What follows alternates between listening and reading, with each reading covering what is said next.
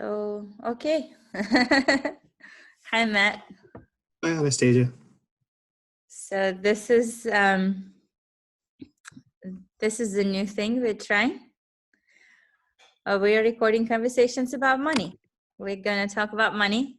I'm gonna ask Matt a lot of very personal questions, and he volunteered to answer them. So, Matt, first question is: so if we divide just kind of our feelings about the conversation in three parts. Okay. Green, yellow, red, right? Green is where red is where we don't want to go at all, ever. So that's a safe word. Green and yellow, this is up to your comforter. I personally like to be in the yellow zone. I enjoy being, this is the place where I like to be. But Okay. you define for yourself where's the yellow zone is and where it's, where's the line between challenging and uncomfortable. Okay. So yeah, and if you feel that we're going into an uncomfortable territory, just say red. All right, I can do that. Awesome. So my first question would be, how would you describe your money situation when you were growing up in your family home? There were different phases to that. So when I was a very small child, before my parents got divorced, I didn't really think about money at all. We seemed to have a very nice middle-class lifestyle. Um, like my mom would take my brother and I to the base exchange and buy us comic books and books, and we would go to movies and we would eat out at restaurants, and it seemed all very normal. And then after my parents got divorced and my mom was a single mother, working and trying to support two small children, that's when I really became aware of money, and not in like a good way. There was never enough money. Um, Pretty much, I want to say from then until I was 15 or 16, um,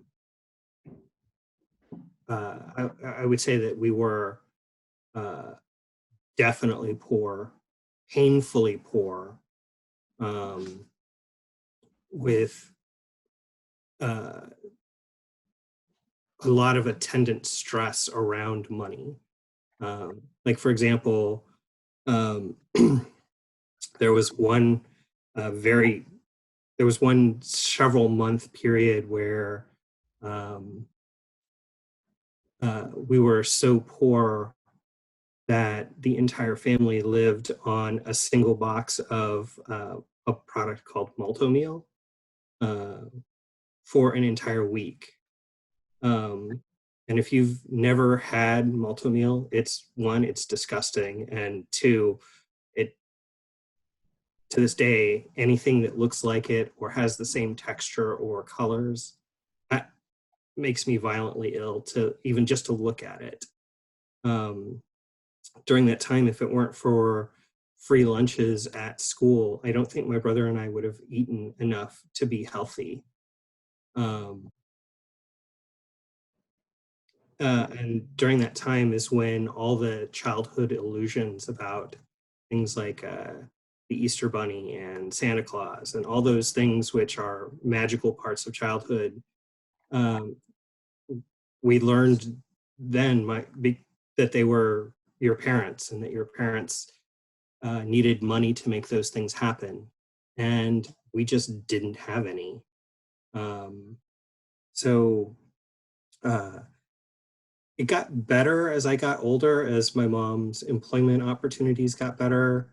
They got better as either during the times that she was married, things got better because there were more incomes. But really, until I moved out and started earning money on my own, or significant money on my own, uh, I would say my relationship with money as a child was incredibly bad and very scary. And it's hard to stress what that's like for a child, where um, you wear you have 4 t-shirts, and because that's all you can afford, um, and people outside of your life, outside of your family, really quickly pick up on you being poor, and as a child being different and being poor in a well-off middle class neighborhood, going to a public school, that makes you a target. So yeah, I would say my relationship with money then was very fraught and painful. Um, then uh, I moved out when I was 15, and I was supporting myself in Los Angeles, working 3 jobs and going to school. Um, and things were better, but I was still poor. Like, um, I didn't have a nice place to live, but I had a place to live. I took public transportation because it was all I could afford. That and my bicycle did everything. Um, I had to be very careful about any kind of spending or expenses at all.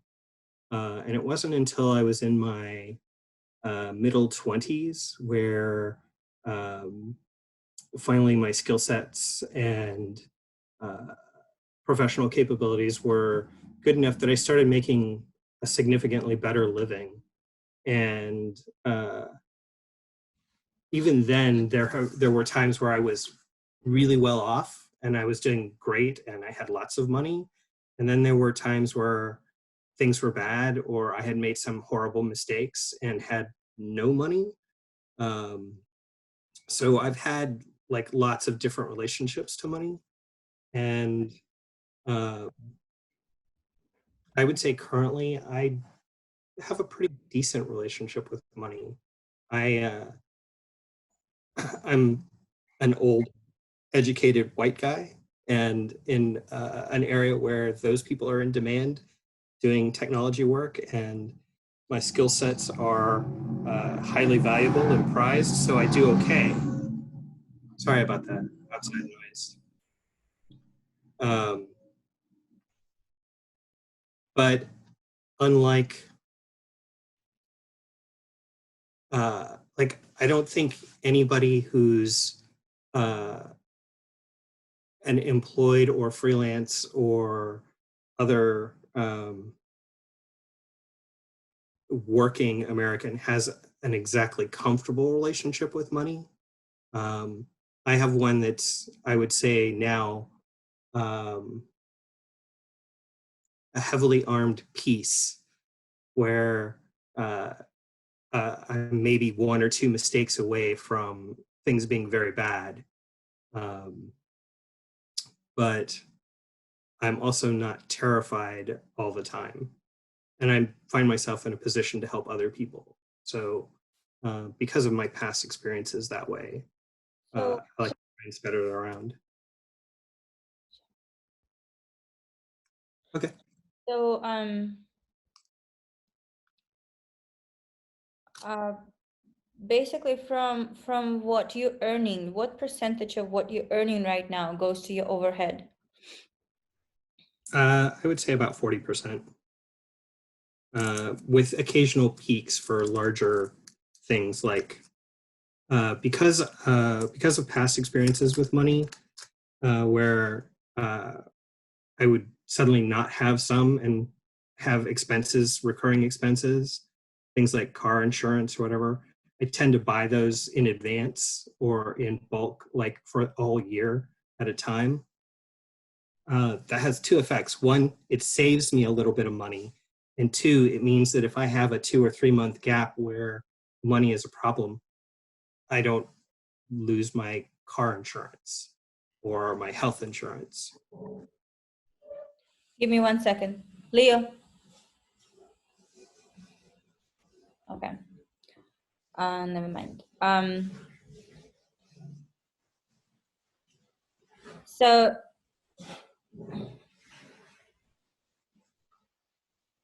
okay, I'm just waiting for the for the sync. All right. So you're saying that you have 60% on top of your overhead after your expenses. 60% of your check can go towards savings, right? Except it doesn't go to savings because I have things that aren't my personal overhead. So, for example, my mother is in her 70s and needs financial support. Okay. So I don't count that as my overhead, but I have to pay. Overhead. What is your overhead? Right, but it's not paying to keep me body and soul together. So there's another, 20%. And then there are miscellaneous things, of course, which, yeah, let me revise that figure. And maybe let's say that I'm spending about 70% of my income. So 40% on yourself and 30% on other people. Yeah. And 30% can go to savings, right? Savings or current life. Things that are not bills. Okay. Expenditures which are not requirements. So that's very interesting because when I think of my overhead, I think of describe your overhead. What does it mean for you? So for me, those are the expenses that that I have to pay in order to be at zero, in order to have a baseline. Mm-hmm. So that's things like rent, utilities, my phone, gasoline, food, groceries, not eating out, and any subscriptions or other discretionary spending, I don't count as overhead because those are things I can say at a moment's notice, don't need that, and turn it off and not pay it anymore. There are things but I can't do that with rent. I can't do that with electricity or internet, right? I need those things in order to live and to work. So those are the things I count as overhead. And I hadn't been thinking about the support I pay for other people as my overhead. I had been thinking of that as discretionary spending. That Can you just with a lot of obligation. what do you mean by discretionary spending? So discretionary spending is the general bucket of these are things I choose to spend money on, that I don't have to spend money on. That's very interesting because it doesn't seem like you have a choice of spending money on supporting your mother. So that's why I would count this as an overhead because that's not a choice. Like you I can hadn't really thought about it that way. I had just thought about it as something that came with a lot of obligation and emotional overhead, but not like, I'm pretty sure that if I called my mom and said, hey, listen, my circumstances have changed and I can't do this anymore, we would find some other solution. But I have been trying really hard for multiple years never to be in that position. So really, I should have been classifying it as overhead. That's very interesting. So if you lose an opportunity for any income right now, how long will, considering that supporting your mother is your overhead, how long will that last you? If I were to suddenly find myself unemployed, I would have maybe 2 months before I was in real trouble.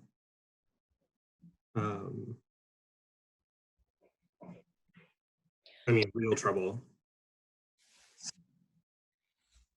Wow.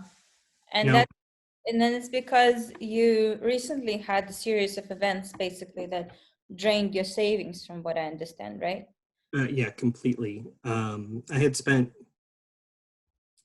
4.5 years rebuilding savings after a long period of time where I was barely making enough to have any savings.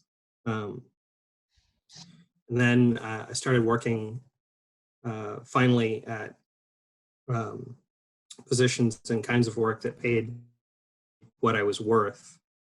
Um, and then I had a very long series of setbacks, which ended up draining all of the savings and retirement money that I had put aside.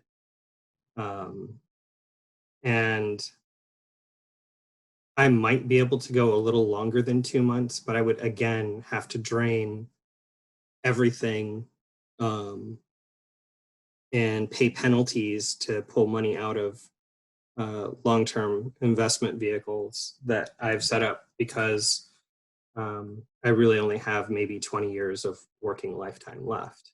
Okay, so when you're saying that, so 20 years of life working lifetime, so you're saying that you have 2 months, you have money on your bank account that will last you 2 months, but you do not count other assets into that money, right? No, I don't count my retirement plans or other investments. I make I make sure that a level of money comes off the top of my income so that I never see it and goes directly into um, retirement vehicles and investment vehicles, because otherwise I would spend it, or I would feel a need to spend it for someone else, because I know that um, I'm likely to live to be 80 or 90, Mhm. and uh, it is unlikely that I will be employable at 70. So I need to have enough money to stay alive um, for roughly 20 years. And those are hard years of a lot of expenses for medical and such. So Uh, would you describe that money to me? Like how I, much is it, where it is at, and how much is it making on its own? Just kind of what is that so situation? that's mostly 401k. That's some stock investments. Um, and a couple of other things like what's called a Roth IRA. Um, Basically, money that's tied up in ways that I can't access it quickly or easily, and some that has conditions that it can only be uh, uh, accessed when I am over a certain age. And then a thing that I haven't been counting, um, but which I have already earned, is that I have um, a pension due from an old job. I worked for a while in higher education in the state of Texas, and they have mandatory participation in their pension plan. So when I hit, I think it's when I'm in my early 70s, they'll start paying me a monthly uh, check. Uh, and assuming that that plan doesn't go away or get consumed or the state of Texas doesn't go bankrupt, um, that would pay, um, that check would probably pay my current rent, but nothing else. How old will you be when it starts? So the way that program works is the number of years of service uh, plus age has to equal 85. And my years of service is 8. So I'd be like 78 when they start paying me. Okay. And if you never hit that age, then they will never pay you? They don't have to. They get to keep it. Good for them. Okay. Well, let's hope that that's not what's going to happen. Let's hope you Yeah. are 78 and you're getting fine money. Okay. So, I um, also have things like life insurance um, designed to pay out to my survivors. mhm. So, in the event that I get married or that I have children or something else, people who count on me for support will get a large lump sum payment to replace the income that they would otherwise rely on me for. And currently, the beneficiary of that is my best friend because I am almost certain to outlive my only other relative, which is my mom. So, um, but I made provisions for that just in case. Makes sense. So, um, would you describe like your most feel good moment around money that you can imagine, like that you can remember? Or like one of them, just like a good feel moment. No, there's this thing. There's bad stuff around it, but the end result is incredibly good. Um, I was making a very good living in the mid 90s in the original .com run up. Um, I owned a house. My car was paid for. I had money for expensive hobbies. I could eat whatever I want, wherever I wanted. Um, I wasn't concerned about money. I had plenty of money. Um, and my stepfather and my mom were scraping by, and he got injured at work significantly. Um, and that changed their lives completely. They went from doing okay to in a great deal of trouble. And he was injured and couldn't go back to work. And there was some concern that his injuries could be fatal without an extreme medical intervention that insurance companies and other things, other mechanisms set up to protect employees who got injured at work were failing to deal with. And I could just write a check. So I did. I wrote like a $25,000 check to have the surgery that basically kept my stepfather alive for another uh, almost decade and a half. You know, and that made me feel really good. That was me being able to say, I have resources enough that even a really big thing like this doesn't hurt. And that was good. I really like, even today, I'm still happy about just being able to look at my parents and go, don't worry about it. I got this. And would you describe the opposite? The moment that was the moment of the most financial, this feeling of insecure and just or whatever kind of Oh, bad feelings around money. okay. When I graduated college in 1990, I had $0. And when I say $0, I mean literally $0. I graduated and I had to move out of student housing, and all the support systems that I was using to keep me going through school um, went away because I was no longer a student. The jobs that I had been working at the time also went away because I had been working full time and being a student full time and exhausting my body so hard that I had been very, very sick long enough that basically all my employers let me go. And I had no money and no place to live. And I boxed up all of my stuff, and they were sitting in a friend's apartment, my friend's studio apartment, which had no room for another person because there were already 3 people living in that studio. And for 3 days, I was literally homeless on the streets of Los Angeles, until I broke down and made a collect call to my parents to ask for help. And that was the worst feeling because, you know, I was the first one of us to go to college and graduate.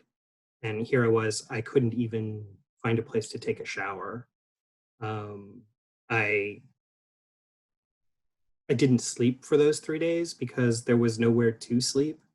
I literally walked around the city or sat in public parks or until I admitted defeat and called someone for help. Um, and that was pretty painful. The end result came out okay because my parents were able to call in a favor from a friend who got me a job that paid cash, um, that kept me going for a couple of weeks, long enough to buy a bus ticket to Texas, where my parents were living. But yeah, that was the worst. That was the absolute worst. Would you talk about money and romance in your life? So this is definitely yellow. Um,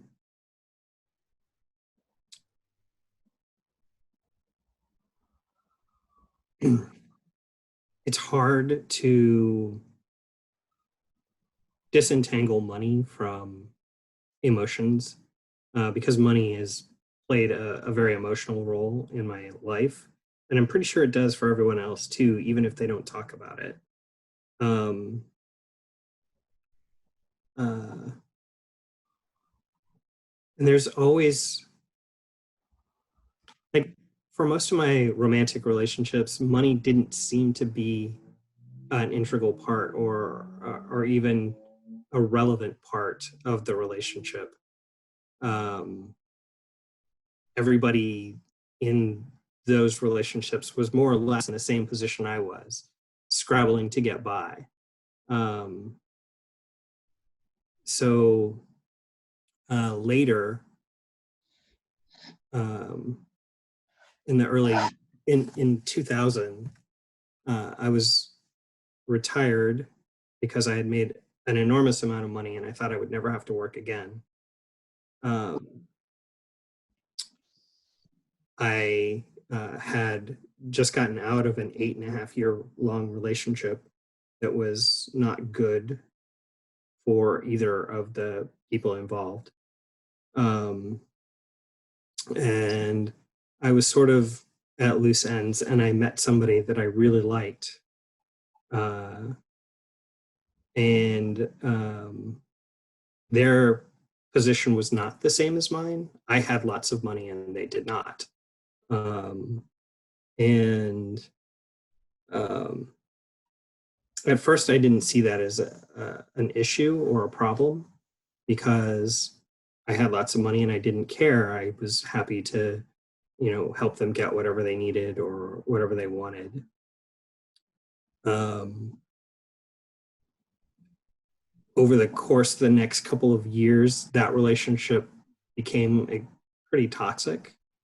And it turned out that while there was, um, maybe at the beginning some genuine feeling, it mostly turned out to be a relationship in exchange for access to my money. Um, and that wasn't healthy or happy for either party. Um, and because it was a make or break deal for that person, they really needed that level of security and income, but they didn't want any of the rest that came with it there were a lot of lies and evasions and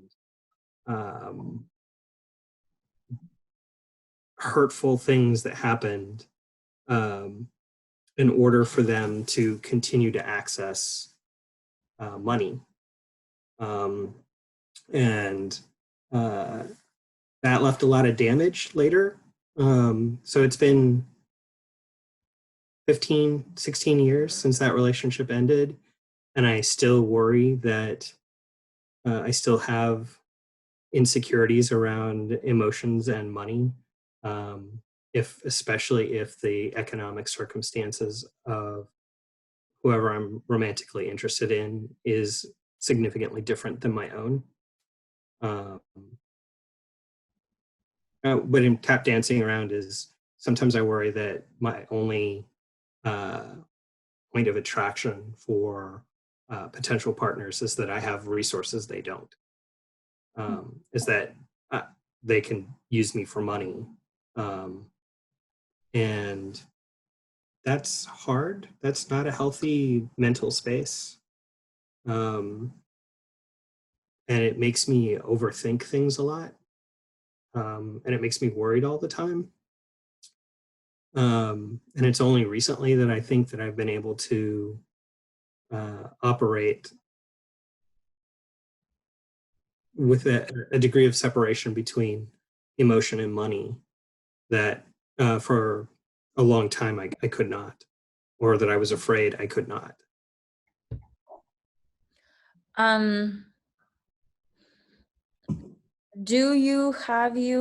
What is your relationship around, what is the situation around paying for sex?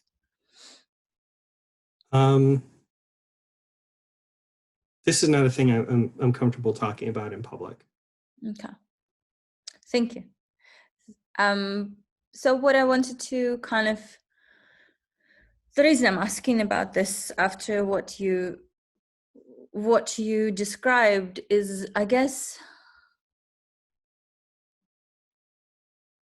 I'm just curious to just think in general where that line is. Well, in generalities, I'm not opposed to purchasing sex or emotional labor as a transaction. This is a thing and a service that someone is providing for a thing that I feel a need for. I'm completely not opposed to that. I am opposed. The line is somewhere. Where is that line where you would feel like you are being used, basically, versus that is a fair transaction happening? Right. Money. Well, the transaction has to be clear. It has to be upfront. It has to be understood. Not just by the person who is providing the service, but by the person who is consuming the service. Like, I have to know that I'm making a transaction, and for that transaction, the parameters are this, and then the transaction is concluded and it's done, and there isn't something else afterwards. There's not a pretense that this is a thing that it isn't. Like, if I'm going to pay somebody to give me a blowjob, right? That's a clear set of boundaries. Mm-hmm. It's like very clear how much, and it's very clear what you get to ask. Like, you cannot be paying for the blowjob and asking for a blowjob plus emotional labor if you're only paying for blowjob, basically, right? Correct. And I'm not, and it's perfectly okay, I think, and I think it would be fine for everyone in this, everyone who is willing to make those transactions, as long as both parties understood the parameters of the transaction and it was not misrepresented as one thing or as represented as something it wasn't. Like, I don't want to pay for love. Mm-hmm. If that is not what, like, actually, I just don't. Um, Mhm. if somebody has that kind of emotion, I want that to be that, and I don't want it to be a transaction. But um, I'm okay with the idea that paying for even a kind of experience, I wouldn't mind, say, hiring someone to be a wedding date if, you know, that was what I needed. But um, I would be unwilling to pay for someone to pretend to love me, So basically, like on an ongoing basis. okay, so this is what I'm hearing is that you would be happy to financially support a person who loves you, but you don't want to pay for love. Does it make that, do I understand right? Right. I don't want their love to be conditional on payment. Yet you Right. would still financially support a person who loves you. Yeah. Why would I not? Exactly. Right. So this is just very interesting. This is just very interesting line. However, so it's not conditional upon payment. So if you would withdraw, because if you would withdraw a financial support, you would expect the love to still be there, right? Is it kind of what you're saying? That's not how I mean it, but I'm just curious. I'm just curious. I don't think there is a. I don't think there is a correct thing. I'm so, just curious because there is so always imagine. friction in every relationship, financial or not Sure. financial. So I'm just interested in talking about it. Well, so imagine it this way. Um, if I'm in a relationship with someone and I'm financially supporting them, and then I encounter hardship that Mhm. makes my finances vanish or Yeah. become a problem. If my relationship ends at that exact moment, when that person realizes, oh, hey, I'm not going to get cash anymore, or Matt's not going to pay my rent anymore, or um, later, then that wasn't that was a transactional relationship entirely. Um, if, on the other hand, the emotion part stays the same through that period of hardship, then that is, I think, a real emotional relationship and not just a transaction. Does that make sense? Yeah. So there's it's very common counter argument basically. Kind of, would you still love me if I'm no longer young or beautiful, right? So this is kind of what Yeah. if people who are on this, basically, if you are in a relationship where you're financially supporting a person you're in a relationship with, if they happen to be, for example, um, significantly younger, right? Hmm. Then there is a question: would is them being younger, which is their resource, right? Right. Their youth, They their did have that attractiveness. resource if they were not significantly younger, for example. Um, therefore, like their relationship market value, like if there is such, right, was just simply a lot higher, right? And they chose to spend their resource, which is their youth and looks, on you, Hmm. right? If they didn't have that resource, would you be in relationship with them? So like, how conditional is that, right? This is interesting. It's just an interesting conversation. It's like, Yeah. Well, I what mean, if there's I a, wasn't like, what if there wasn't, like, I would like to think that my value to another human being, especially on an emotional level, um, isn't conditioned based on my money, mhm. or that my money is the only quality that attracts a person to me.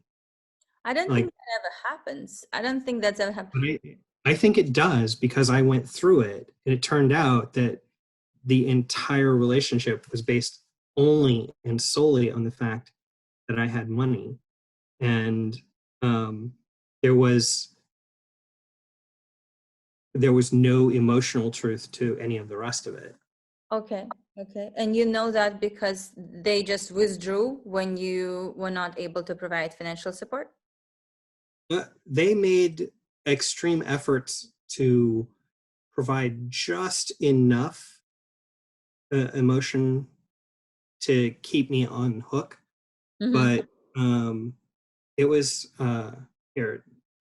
I don't want to. I don't want this to sound like I'm talking bad about somebody, because um, I really like. I actually still have some level of feeling for that person, Okay. um, but um, it was a largely sexless relationship, Mm-hmm. during which that person uh, carried on multiple other relationships in secret, Mm-hmm. um, during which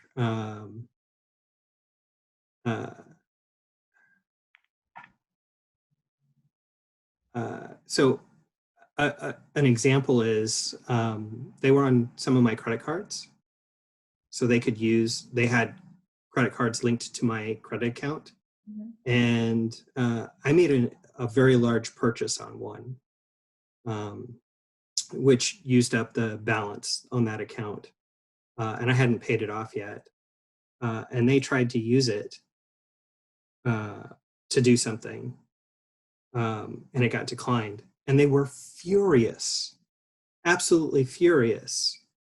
I hadn't heard from them for 2 or 3 days, right? They had told me, "Oh, I'm going to be busy," you know, and you know what it was that they had tried to buy? Plane tickets for them and a boyfriend to go somewhere. Hmm. I mean, So basically, you were just not cared for. You were only drained, right? That's what you're describing. yeah, exactly. And there was just enough pretense, just enough interaction that, in my desperate need for emotional connection, I was convinced that it was not what it clearly was. Hmm. Um, and uh, didn't hurt that during that time when I had a large amount of money, and that there were other people in my orbit, um, whose friendship could be counted on only as long as the party never ended, right? Or my support of their ventures didn't end. Um, so there are clearly, in my mind, people who are capable of maintaining a fictional relationship based solely and only on access to resources. And the same is true in reverse. There are people with resources who are willing to invest them in someone only as long as they are young and pretty and willing to perform sex. Um, the whole trophy wife thing, you know, clearly it's the my problem on the other end. You know, a person who's willing to spend their youth and attractiveness in order for access to resources from someone who's willing to give them to them in return for that. And there might be or might come to be emotional bond, but it seems, yeah, no, I'm quite clear that in my mind that it is entirely possible for people to have a transactional relationship that looks emotional and is absolutely not. Mm-hmm.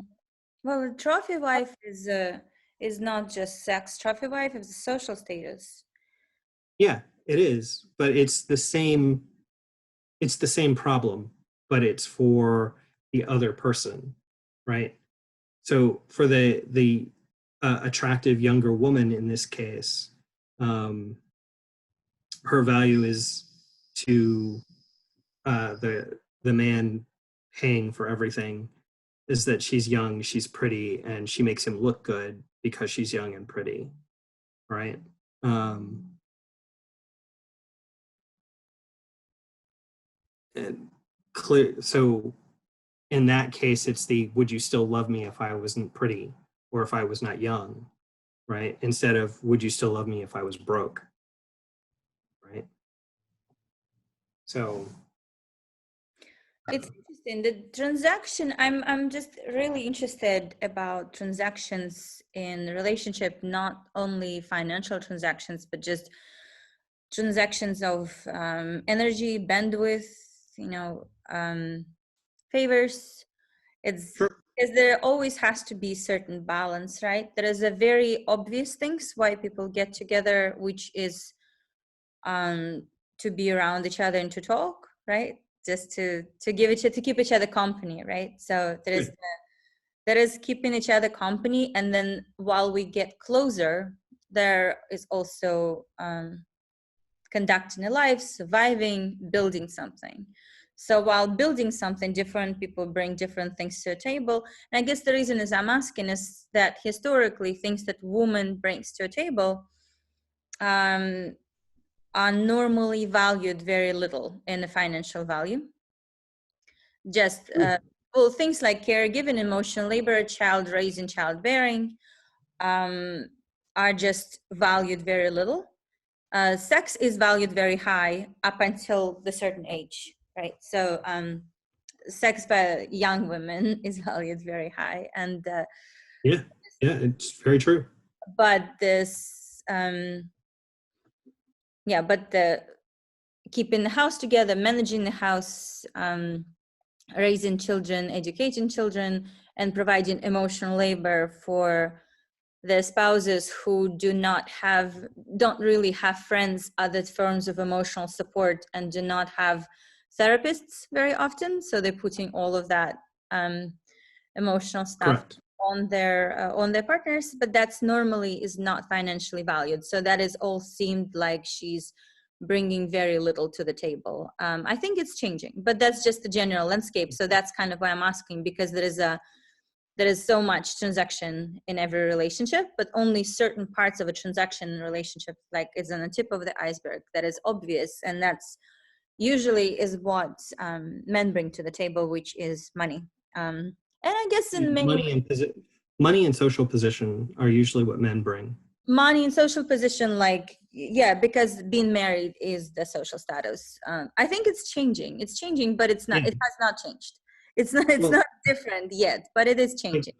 one of the things that I think I've been thinking about this for a couple of years is there's sort of this social class of women who um, are only too happy to enforce the status quo, um, uh, who are only too happy to uh, attack younger, prettier women uh, for attempting to break up their marriages or whatever. And it's because social position and resources are tied to the man and not to a person of their own on their own merits. So, um, of course, you're going to fight to defend what gives you your resources and your security and position. And I think our society would look really, really different if that weren't the case. If who you as a woman are having a relationship with didn't influence your social status and your financial status. And Yeah, it well, also for would that also eliminate. equal pay. For that, we would need equal pay, and we would need uh, It we would needs people to be able to have single women. social status not tied to a relationship. Yeah, well, it's just basically, but that's to marriage. But right now, um, if you are married, that gives you a lot of legal cuts, you know. Yeah. And of course, like being married means very different Or, social in terms of social status for a woman. So it's that still or matters. even if you're just the mistress of a rich man, that comes with social status and power. Even if you do not marry a rich man, even if you marry a person who is like, hey, you don't marry a man at all, but you basically, even if two women of the similar social status are married, social economic status are married to each other, still as a married couple, their individual status, social status goes up because like society has Correct. more respect for people who are married, and also more tax cuts and all Although kinds. that is a fairly recent change. Hmm? Although that in itself is a fairly recent change. What, the tax cut for people who are married, or women being able to marry to each other? Correct. The second part. Yeah. Being able to access that same level of privilege. Yeah. But it is still like whether people are married or not does give them different level of privilege. Yeah. So it's just you still have to get married no matter whom, but you have to get married to access that privilege. So until that changes, until that changes, plus equal pay, this Yeah. situation will. There will be people who are willing to fight to preserve even terrible marriages and terrible relationships in order to preserve access to resources and status. So okay, we'll wrap up for now. I'm going to ask you another thing. So how did this conversation feel? Did you feel it was mostly green, or was it yellow sometimes, or was it going to red zone? I know we I would go want to to red say zone. I want to say like the last 40 minutes or so have been solidly yellow for me. Oh yeah? Yeah. Okay. But the earlier parts seemed much easier. And with some small exceptions, there were not any places where I felt like I couldn't go. Okay. So I guess another question I want to ask. So this yellow stuff, did that feel kind of good, or did that felt mostly bad? It felt mostly scary. But We're talking about things that I don't normally talk about to yeah, anyone. yeah. And it's hard to be that kind of vulnerable, especially when you're talking about money and relationships, because those are two areas our society really impresses on you to keep private and to keep quiet about. And until you have either of those two things powerful enough to defy convention. And I've never been in a place where I could just defy convention. Well, you were when you were when you were naked on BuzzFeed in my other project. Yeah, that was a different kind of, like, that didn't have anything to do with whether or not I had money or whether or not I was in a relationship, although those were factors which led me to be in front of your camera then. But this is, this is like letting somebody look behind the curtain into some scary places, This is just being naked is also looking into scary places, but I guess this is just well, anyway, so thank you so much for doing this with me, and that's so fun, and I'm gonna have more conversations like that. So are you It's okay been my pleasure. publishing this? I think it would be fine if we publish this. So, and if you change your mind, you'll just tell me, right? I will definitely tell you if I change my mind. Okay. I will Well, probably freak out right up till the moment when it's actually up, and then I'll be fine. I think, well, Just like I was before. thank you. I'm very excited, and thank you for being a part of this project, and thank you for being Thanks part for of inviting all me. of my projects. Like you are very steady. You just like, so I called Matt last night to tell him that I have yet another crazy idea that he can participate in, and he said yes, and nobody was surprised. So this is awesome. I'm glad that Well, happened. your work centers around two themes that are really important to me, which are vulnerability and empathy, and kind of want to be part of that. So that's fun. Oh, would you be open talking about, before I have another question I would really want you to talk about if you were interested, um, about this recent thing that we talked about and the decision that you made and you came up with it, or no? That's completely off limits. That would be, yeah. Okay, cool. Well, thank you. It's good That's too new, too raw, too. to know boundaries. Yes. Thank you for telling me no to things Yeah. that feel uncomfortable. All right. So thank you for this. It was Thank you. I'll talk to you soon. Bye. Take care.